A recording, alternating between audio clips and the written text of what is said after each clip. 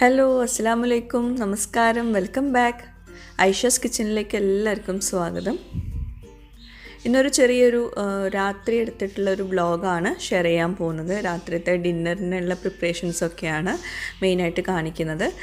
Recipes include ചെയ്തിട്ടുണ്ട്. അപ്പം video മൊത്തത്തിൽ കാണാം. എന്നിട്ട് നിങ്ങളുടെ അഭിപ്രായങ്ങൾ ഇതിൻ്റെ താഴെ കമൻറ്റ് ബോക്സിൽ എഴുതി അറിയിക്കാനും മറക്കരുത്. പിന്നെ എപ്പോഴും പറയുന്ന പോലെ നമ്മുടെ ഐഷസ് കിച്ചൺ ചാനൽ ഇതുവരെ സബ്സ്ക്രൈബ് ചെയ്യാത്തവരുണ്ടെങ്കിൽ നിങ്ങൾക്ക് ഈ ചാനൽ ഇഷ്ടമാവുന്നുണ്ടെങ്കിൽ ഒന്ന് സബ്സ്ക്രൈബ് ചെയ്യണേ. അവിടെ കാണുന്ന റെഡ് സബ്സ്ക്രൈബ് ബട്ടൺ ഒന്ന് പ്രസ് ചെയ്യാം. അതിൻ്റെ കൂടെ ചെറിയൊരു ബെല്ലൈക്കൺ ഉണ്ട്, അതുകൂടെ ഒന്ന് പ്രസ് ചെയ്യാം. അപ്പോൾ അതാ ഇതുപോലെ കാണാം. ഇതിൽ ഓൾ വേണം പ്രസ് ചെയ്യാൻ, എന്നാലും നിങ്ങൾക്ക് നോട്ടിഫിക്കേഷൻസൊക്കെ കിട്ടുകയുള്ളൂ. അപ്പോൾ ശരി, നമുക്ക് ഇന്നത്തെ വ്ളോഗിലേക്ക് പോവാം.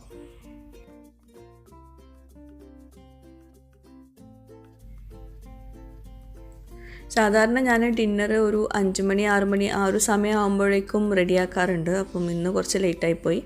അപ്പം വൈകിട്ടുള്ള ചായ കുടിച്ചതിന് ശേഷം പിന്നെ രാത്രിത്തേക്ക് ഡിന്നർ കഴിക്കാനാണ് ഇന്നത്തെ പ്ലാന്.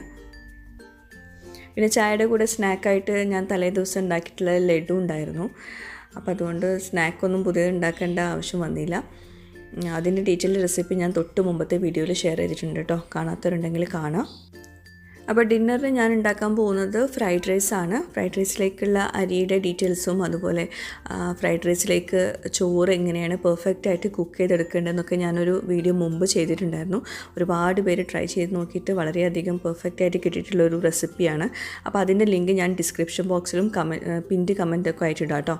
അപ്പോൾ ഇതിപ്പോൾ ഞാൻ ചെറുതായിട്ടൊന്ന് പറഞ്ഞുതരാം. ഞാനിപ്പോൾ 3 കപ്പ് ബസ്മതി റൈസാണ് എടുത്തിട്ടുള്ളത്. ഇന്ത്യ ഗേറ്റ് ബസ്മതി റൈസാണ് എടുത്തിട്ടുള്ളത്. എപ്പോഴും നല്ല ബ്രാൻഡഡ് ആയിട്ടുള്ള റൈസ് തന്നെ എടുക്കുക, നീളമുള്ള അരി തന്നെ എടുക്കുക. പിന്നെ അരി കഴുകുമ്പോൾ നന്നായിട്ട് കഴുകിയെടുക്കണം. അരിയുടെ സ്റ്റാർച്ച് കണ്ടൻറ്റ്, അതായത് ഈ വെള്ള കളറിലുണ്ടല്ലോ, അത് പല തവണ നമ്മൾ കഴുകിയിട്ട് ഊറ്റിയെടുക്കണം. ഇതുപോലെ വെള്ളം ഡ്രെയിൻ ചെയ്തെടുക്കണം. എന്നിട്ട് ഒരു 3-4 തവണ നന്നായിട്ട് കഴുകിയിട്ട് വെള്ളം ഡ്രെയിൻ ചെയ്തിട്ട് പിന്നെ ഒരു 10 മിനിറ്റ് വെള്ളത്തിൽ കുതിർത്ത് വെക്കണം. 10 മിനിറ്റിൽ കൂടുതൽ അരി കുതിർത്ത് വെക്കരുത്. അപ്പോൾ കുതിർത്ത് വെച്ച അരി ഇതുപോലെ ഒരു സ്ട്രെയിനറിലേക്ക് എടുത്ത് മാറ്റും വേണം. ആ വെള്ളത്തോട് കൂടിയിട്ട് നമ്മൾ തിളച്ച വെള്ളത്തിലേക്ക് ഇട്ട് കൊടുക്കരുത്. അപ്പോൾ ഞാൻ കുറച്ച് അധികം വെള്ളം ഇവിടെ തിളപ്പിക്കാൻ വെച്ചിട്ടുണ്ട് അരി വേവിക്കാൻ വേണ്ടിയിട്ട്. അപ്പോൾ ആ ഒരു സമയത്ത് ഞാൻ ഫ്രൈഡ് റൈസിലേക്കുള്ള പച്ചക്കറികളൊക്കെ ഒന്ന് അരിഞ്ഞെടുക്കുകയാണ്. അതുപോലെ കറിയിലേക്കുള്ള പച്ചക്കറികളൊക്കെ ഒന്ന് റെഡിയാക്കി എടുക്കണം. അപ്പോൾ അത് ഞാൻ ഇവിടെ ഇപ്പോൾ പച്ചക്കറി ആയിട്ടുള്ളത് ബീൻസും ഫ്രഞ്ച് ബീൻസും പിന്നെ സ്പ്രിംഗ് ഓണിയനും മാത്രമാണ് ഇതിലേക്ക് ഇട്ട് കൊടുക്കാൻ. ക്യാരറ്റൊന്നും ഇല്ല കേട്ടോ. പിന്നെ അതുപോലെ ഗാർലിക് ചിക്കനാണ് ഉണ്ടാക്കാൻ പോകുന്നത്. അപ്പോൾ അതിലേക്ക് കുറച്ച് വെളുത്തുള്ളി കുറച്ചധികം വേണം. അപ്പോൾ അതുകൊണ്ട് റീനെ ഏൽപ്പിച്ചാണ് വെളുത്തുള്ളി തൊലിക്കാൻ വേണ്ടിയിട്ട്. റീനു ഇങ്ങനെ ചെയ്യുന്ന കണ്ടിട്ടേ അവളുടെ വീഡിയോ എടുക്കുന്ന കണ്ടിട്ട് മറ്റാൾ ഓടി വന്നതാണ്. അതുപോലെ കൂളിംഗ് ഗ്ലാസ് ഇട്ടിട്ടുള്ളത് കണ്ണ് എരിയുമെന്ന് വിചാരിച്ചിട്ടാണ്, സവോളയെന്ന് വിചാരിച്ചിട്ട്.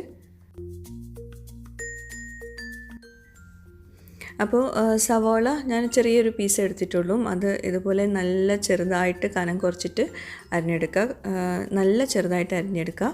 പിന്നെ അപ്പം സവോളയും ഫ്രഞ്ച് ബീൻസും പിന്നെ കുറച്ച് സ്പ്രിംഗ് ഓണിയനുമാണ് നമ്മൾ മെയിനായിട്ട് ഈ ഫ്രൈഡ് റൈസിലേക്ക് ചേർത്ത് കൊടുക്കുന്നത്.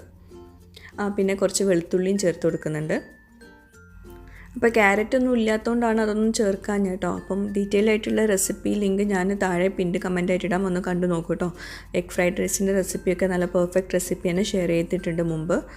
അപ്പോൾ നമ്മുടെ വെള്ളം ഇപ്പോൾ ഇവിടെ ചോറ് തിളപ്പിക്കാനുള്ള വെള്ളം ഇപ്പോൾ നന്നായിട്ട് തിളയ്ക്കുന്നുണ്ട്. തിളയ്ക്കുന്ന സമയത്ത് അതിലേക്കൊരു 2 ടീസ്പൂണ് വിനാഗിരി ചേർത്ത് കൊടുക്കുന്നുണ്ട്. വിനാഗിരി അല്ലെങ്കിൽ ചെറുനാരങ്ങ നീര് ചേർത്ത് കൊടുക്കുക. അതുപോലെ ഒരു 2 ടീസ്പൂണ് ഓയിൽ ചേർത്ത് കൊടുക്കുന്നുണ്ട്. പിന്നെ ആവശ്യത്തിനുള്ള ഉപ്പും ചേർത്ത് കൊടുക്കുന്നുണ്ട്.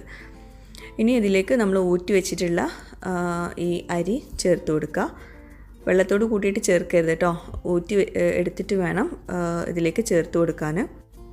അപ്പോൾ ഈ വിനാഗിരിയും ഓയിലും ഇതൊക്കെ എന്തിനാണ് ചേർക്കുന്നുള്ളത് ഞാൻ മുമ്പത്തെ വീഡിയോയിൽ പറഞ്ഞിട്ടുണ്ട് ഡീറ്റെയിൽ ആയിട്ട് കേട്ടോ. അപ്പോൾ ഇത് അരി ഇടയ്ക്കിടയ്ക്ക് നോക്കണം നമ്മൾ, വല്ലാണ്ട് വെന്ത് കുഴഞ്ഞു പോകരുത്. ഏകദേശം ഒരു കുക്കായിട്ടുണ്ടെങ്കിൽ ഒരു 90% കുക്കായിട്ടുണ്ടെങ്കിൽ നമുക്കപ്പോൾ തന്നെ അത് ഊറ്റിയെടുക്കണം. അപ്പോഴേക്കും ഞാനിതിലേക്കുള്ള പച്ചക്കറി ഒന്ന് റെഡിയാക്കി എടുക്കാം കേട്ടോ. ഒരു 7 മിനിറ്റൊക്കെ പിടിക്കുമായിരിക്കും. അപ്പോൾ പല അരി എടുക്കുന്നതിനനുസരിച്ചിരിക്കും കേട്ടോ, അരിയുടെ ബ്രാൻഡ് അനുസരിച്ചിരിക്കും ടൈം. അപ്പോൾ ഞാനിതിലേക്ക് എല്ലാം കൂടി ഒരുമിച്ചിട്ടിട്ട് വഴറ്റിയെടുക്കുകയാണ്. സവോളയും ബീൻസും അതുപോലെ കുറച്ച് സ്പ്രിംഗ് ഓണിയൻ ഞാൻ അരിഞ്ഞത് മാറ്റി വെച്ചിട്ടുണ്ട് ലാസ്റ്റ് ഇട്ട് കൊടുക്കാൻ വേണ്ടിയിട്ട്. പിന്നെ കുറച്ച് വെളുത്തുള്ളി ചെറുതായിട്ട് അരിഞ്ഞതും ചേർത്തിട്ടുണ്ട്. അപ്പോഴേക്കും നമ്മുടെ അരി ഇപ്പോൾ ഏകദേശം വന്നിട്ടുണ്ട് കേട്ടോ.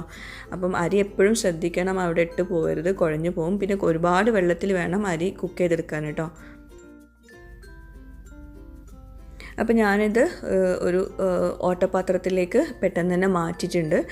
പിന്നെ ഏറ്റവും ബെസ്റ്റ് ഇതുപോലെ ഓട്ടപാത്രത്തിലേക്ക് മാറ്റിയിട്ട് നല്ലൊരു പരന്ന പ്ലേറ്റിലേക്ക് ഇത് ചൂടാറാൻ വേണ്ടി വെക്കണം. അപ്പം ഓരോ ആരിയും വിട്ട് നിൽക്കും. അപ്പോൾ ഇതിപ്പോൾ ഞാൻ പെട്ടെന്ന് തന്നെ ഉണ്ടാക്കാൻ പോകുന്നതുകൊണ്ട് ഇങ്ങനെ തന്നെ വെച്ചിട്ടുള്ളൂ, പരത്തി വെക്കുന്നില്ല. അപ്പോൾ നമ്മൾ വെജിറ്റബിൾസൊക്കെ ഇപ്പോൾ നന്നായിട്ടൊന്ന് വാടി വന്നിട്ടുണ്ട്. ഞാൻ കുറച്ച് സോയ സോസും കുറച്ച് കുരുമുളക് പൊടിയും കുറച്ച് ഉപ്പും കൂടി ചേർത്തിട്ട് ഒന്ന് വഴറ്റിയെടുക്കുന്നുണ്ട്. വല്ലാണ്ട് കളറ് മാറണ്ട കേട്ടോ, ബീൻസിൻ്റെയും അതുപോലെ സ്പ്രിംഗ് ഓണിയൻ്റെയും ഒന്നും മാറണ്ട, ചെറുതായിട്ടൊന്ന് ഇതാക്കി എടുത്താൽ മതി. അതുപോലെ തന്നെ ഫ്ലെയിം ഒന്ന് കൂട്ടി വെച്ച് കൊടുക്കുക. അപ്പം ഇത്രയും ഞാൻ കുക്ക് ചെയ്യുന്നുള്ളൂ. ഇനി നമുക്കിതിലേക്ക് അരി ഇട്ട് കൊടുക്കാം. അപ്പം ഞാൻ ആദ്യം വിചാരിച്ചത് കുറച്ച് മാത്രം ഉണ്ടാക്കിയാൽ മതി എന്നാണ്. പക്ഷേ അരി നമ്മൾ വേവിച്ചെടുത്തപ്പോൾ കുറച്ച് അധികം ഉണ്ട്. അപ്പോൾ മിക്കവാറും ഇതിൽ നമുക്ക് ഇത് മൊത്തത്തിൽ കുക്ക് ചെയ്യാൻ പറ്റില്ല. അപ്പോൾ കുറേശ്ശെ അരി ഇട്ട് കൊടുത്തിട്ട് ഞാനിങ്ങനെ മിക്സ് ചെയ്തെടുക്കുകയാണ്. പിന്നെ പച്ചക്കറികൾ ഒരുപാടുണ്ടെങ്കിൽ നല്ല ടേസ്റ്റാണ് കേട്ടോ. അതുപോലെ ഇതിലേക്ക് നമ്മൾ മെയിനായിട്ട് സോയ സോസും കുരുമുളക് പൊടി മാത്രമേ ചേർത്തിട്ടുള്ളൂ. അതുപോലെ മുട്ട വേണമെങ്കിൽ ചേർക്കാം. ഞാനിപ്പം വെജിറ്റബിൾ ഫ്രൈഡ് റൈസാണ് ഉണ്ടാക്കുന്നത്. അതുപോലെ ചിക്കൻ വേണമെങ്കിൽ ആദ്യം ഒന്ന് ഫ്രൈ ആക്കി എടുത്തിട്ട് അതും ഇതിലേക്ക് മിക്സ് ചെയ്ത് കൊടുക്കാം. അപ്പോൾ ഇതാ നമ്മുടെ ചോറിപ്പോൾ ഇതിൽ മിക്സ് ചെയ്യാൻ ഭയങ്കര ബുദ്ധിമുട്ടുണ്ട്. അപ്പോൾ നമ്മൾ അരി തിളപ്പിച്ചെടുത്തിട്ടുള്ള ആ പാത്രത്തിലേക്ക് കുറച്ച് ഓയിൽ ഒഴിച്ചിട്ട് അതിലേക്ക് ബാക്കിയുള്ള അരി ആദ്യം ഇട്ട് കൊടുക്കുകയാണ്. എന്നിട്ട് ഇതുപോലെ ഒന്നിങ്ങനെ ആക്കിയെടുക്കുക. ഇങ്ങനത്തെ ഈ 2 പിടുത്തുള്ള പാത്രം, നോൺ സ്റ്റിക്കിൻ്റെ പാത്രമൊക്കെ എടുക്കണമെങ്കിൽ നമുക്ക് വളരെ ഈസി ആയിട്ടിത് ഫ്രൈഡ് റൈസ് നമുക്ക് ഇങ്ങനെ എന്താ പറയുക മിക്സ് ചെയ്യാണ്ട് ഇങ്ങനെ ആക്കിയെടുക്കാൻ പറ്റും. അപ്പോൾ ഞാൻ ആദ്യം ഇട്ട അരിയിലേക്ക് കുറച്ച് സോയ സോസ് ഒഴിച്ചിട്ട് നന്നായിട്ടൊന്ന് മിക്സ് ചെയ്തിട്ടുണ്ട്.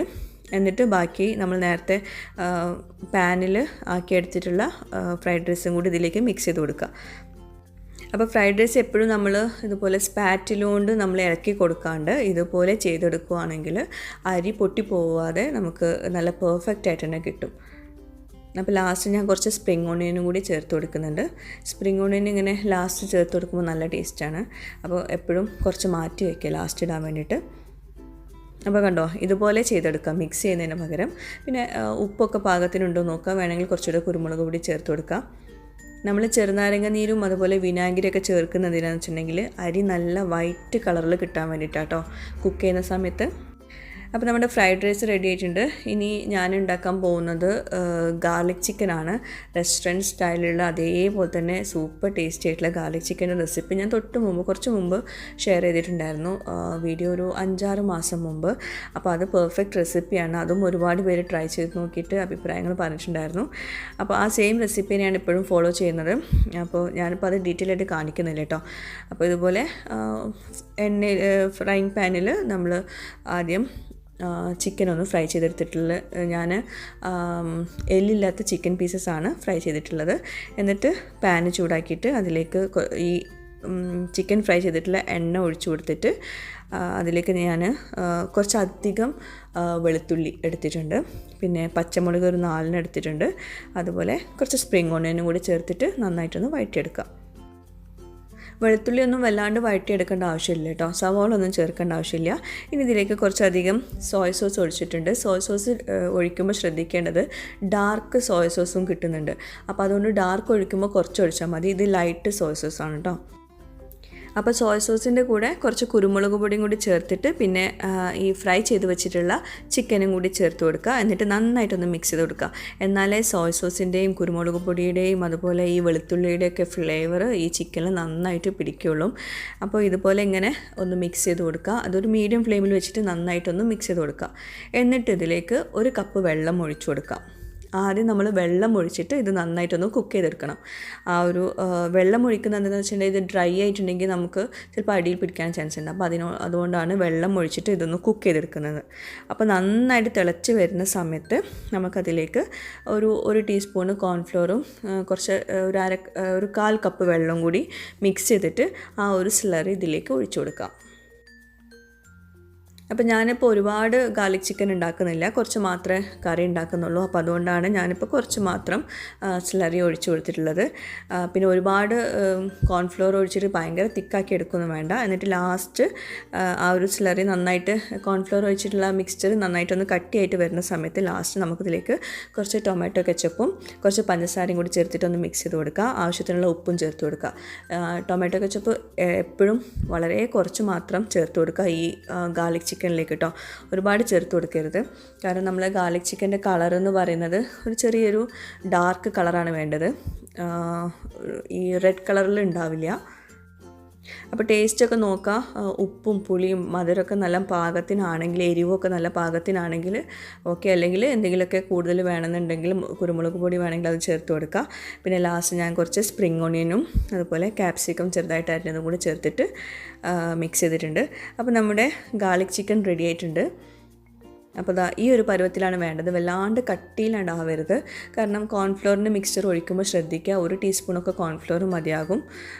ഈ ഒരു കറിയിലേക്ക് ഞാൻ 1 ടീസ്പൂൺ എടുത്തിട്ടുള്ളൂ. അപ്പോൾ ഗാർലിക് ചിക്കനും റെഡി ആയിട്ടുണ്ട്. അതുപോലെ തന്നെ നമ്മുടെ സിമ്പിളായിട്ടുള്ളൊരു വെജിറ്റബിൾ ഫ്രൈഡ് റൈസും റെഡി ആയിട്ടുണ്ട്. അപ്പോൾ അതിൻ്റെ രണ്ടിൻ്റെ ഡീറ്റെയിൽഡ് റെസിപ്പി ഞാൻ താഴെ പിൻഡ് കമൻ്റായിട്ടും ഡിസ്ക്രിപ്ഷൻ ബോക്സിലും കൊടുക്കുക ലിങ്ക്. മുമ്പ് ഞാൻ അതിൻ്റെ ഡീറ്റെയിൽഡ് വീഡിയോ രണ്ടിൻ്റെയും ഷെയർ ചെയ്തിട്ടുണ്ടായിരുന്നു. അപ്പോൾ നല്ല കിഡിലൻ പെർഫെക്റ്റ് വെജ് ഫ്രൈഡ് റൈസും ഗാർലിക് ചിക്കനുമാണ്. നല്ല സൂപ്പർ കോമ്പിനേഷനാണ്, അത് എടുത്ത് പറയേണ്ട ആവശ്യമില്ല. ഒരുപാട് പേർക്ക് ഇഷ്ടപ്പെട്ടൊരു കോമ്പിനേഷനാണ്. റെസ്റ്റോറൻറ്റ് സ്റ്റൈലിലുള്ള സെയിം ടേസ്റ്റ് വരുന്ന ഗാർലിക് ചിക്കൻ റെസിപ്പിയാണത്.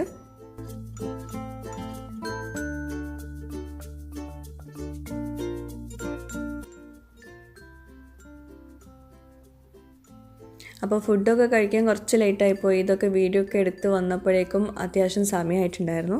പിന്നെ ഫുഡൊക്കെ കഴിച്ച ശേഷം പിന്നെ വീണ്ടും മക്കൾ ഇതുപോലെ അവരുടെ കലാപരിപാടികൾ തുടങ്ങി. ഇപ്പം കൂടുതലായിട്ടും ചിത്രം വരക്കലാണ് രണ്ടുപേർക്കും പണി. അപ്പോൾ ഇന്നത്തെ ഈ ഒരു ഫ്രൈഡ് റൈസിൻ്റെ റെസിപ്പിയും അതുപോലെ ഗാർലിക് ചിക്കൻ്റെ റെസിപ്പിയും ഒക്കെ നിങ്ങൾക്ക് എല്ലാവർക്കും ഇഷ്ടപ്പെട്ടിട്ടുണ്ടാവുമെന്ന് വിശ്വസിക്കുന്നു. എല്ലാവരും ഒന്ന് ട്രൈ ചെയ്ത് നോക്കാം കേട്ടോ. നല്ല അടിപൊളി ഡിന്നറാണ്. ലഞ്ചിനും നിങ്ങൾക്കിത് തയ്യാറാക്കി നോക്കാം. അപ്പോൾ ഇന്നത്തെ വ്ളോഗ് എന്നത്തെയും പോലെ ഇഷ്ടമായിട്ടുണ്ടാവുമെന്ന് വിശ്വസിക്കുന്നു. ഇഷ്ടമായാലും ഇല്ലെങ്കിലും ഇതിന് താഴെ കമൻറ്റ് ബോക്സിൽ നിങ്ങളുടെ ഫീഡ്ബാക്ക്സ് എഴുതി അറിയിക്കാൻ മറക്കരുത്. വേറെ നല്ലൊരു അടിപൊളി വീഡിയോയുമായിട്ടോ വ്ളോഗുമായിട്ടോ റെസിപ്പി വീഡിയോയുമായിട്ടോ വരുന്നവരേക്കും ബൈ. Thank you.